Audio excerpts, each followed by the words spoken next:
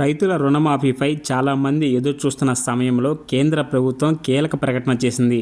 చిన్న, సన్నకారు రైతుల రుణాలపై క్లారిటీ ఇచ్చింది. చిన్న, సన్నకారు రైతుల రుణాలను ఒకేసారి పూర్తిగా మాఫీ చేసే ప్రతిపాదనను ప్రస్తుతం కేంద్ర ప్రభుత్వం పరిశీలనలో లేదని మంత్రి స్పష్టం చేశారు. అయితే ఆర్థిక ఒత్తిడిలో ఉన్న రుణగ్రహీతలకు సహాయం చేసేందుకు బ్యాంకులకు మార్గం తెరిచి ఉంది.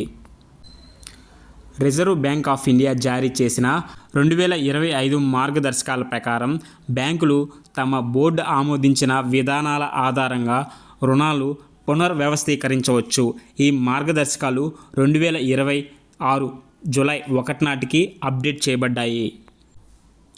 మరో ముఖ్య విషయం గురించి కూడా మంత్రి వివరాలు ఇచ్చారు. రూ. 10, రూ.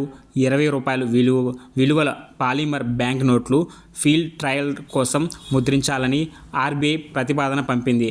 ప్రతి విలువకి 100 కోట్ల నోట్లు తయారు చేసి పరీక్షించాలని సూచించారు.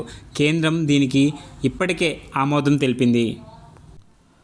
పాలిమర్ నోట్లు కాగితపు నోట్ల కంటే ఎక్కువ కాలం ఉండనున్నాయని అంతర్జాతీయ అధ్యయనాలు చెబుతున్నాయి. అయితే కాగితపు కరెన్సీ పూర్తిగా తొలగించాలన్న ఆలోచన ప్రస్తుతం లేదు. రెండూ కలిసి చలామణి అవుతాయి.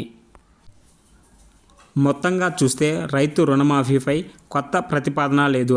అవసరమైతే బ్యాంకులు రుణాలను పునర్వ్యవస్థీకరించవచ్చు. ప్రభుత్వం రైతుల రుణాల విషయంలో కొత్తగా ఏమైనా నిర్ణయం తీసుకుందా అని చాలామంది ఎదురుచూశారు. లోక్సభలో ఆర్థిక శాఖ సహాయక మంత్రి పంకజ్ చౌదరి ఇచ్చిన లిఖితపూర్వక సమాధానం ద్వారా స్పష్టత వచ్చింది. ఫ్రెండ్స్, ఇలాంటి మరిన్ని అప్డేట్స్ కోసం ఇప్పుడే మన ఛానల్ని సబ్స్క్రైబ్ చేసుకోండి. అలాగే లైక్ చేయండి, కామెంట్ చేయడం మర్చిపోవద్దు.